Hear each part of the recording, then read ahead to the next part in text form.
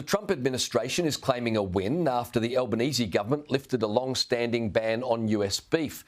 Australia's refusal to import US meat was one of Trump's key beefs when he announced tariffs would be slapped on our exports. Australia bans, and they're wonderful people and wonderful everything, but they ban American beef, yet we imported $3 billion of Australian beef from them just last year alone. They won't take any of our beef. US Secretary of Agriculture Brooke Rollins released a statement today congratulating President Donald J. Trump on the major trade breakthrough that gives greater access to US beef producers selling to Australia. Well, hang on a second. The Albanese government has insisted its sudden decision to lift the beef ban had nothing to do with trade and certainly nothing to do with Donald Trump. Here's Trade Minister Don Farrell.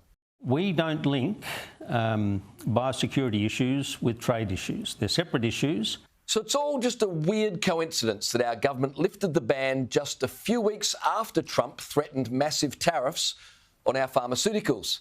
Agricultural Minister Julie Collins has assured our beef producers that allowing US meat into the country had nothing to do with appeasing Donald Trump and everything to do with expert advice and science.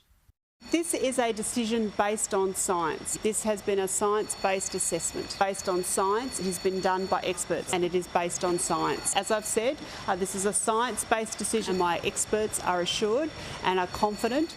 But when pressed to explain the science, she promptly ended the press conference. So can you blame people for being sceptical? After all, we've heard this routine from our political leaders before, haven't we?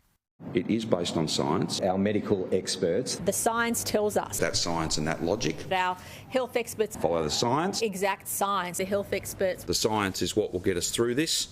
Joining me now is Nationals MP Barnaby Joyce. Barnaby, thanks for coming on the program. Do you believe this move had nothing to do with Donald Trump's tariffs? It was all based on biosecurity and science? Well, first of all, I'd like to concur with the President that we are wonderful people.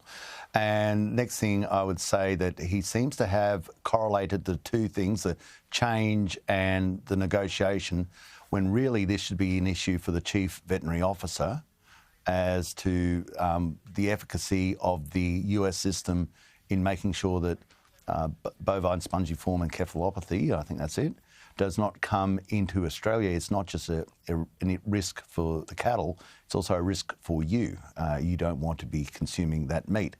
Now, it's also not correct that we don't import meat from the United States. We do, but it's just we don't want meat from Mexico or Canada because the control mechanisms there are just not up to scratch.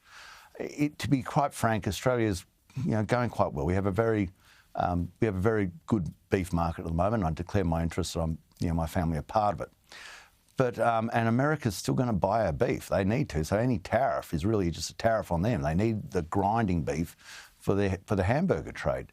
So I want to see. I don't want to hear politicians talking about musing about their technical capacity in this field. I want to see the Chief Veterinary Officer stand and give his reasons as to why, and those associated with the sort of stringent oversight on science to give their reasons why, because otherwise this whole thing's a farce. And that's the real danger, because people say, the science doesn't matter. You just, if you put enough pressure on it, they throw the science out the door. That is really dangerous. I hope that is not the case, and it does seem to be a sense that it is.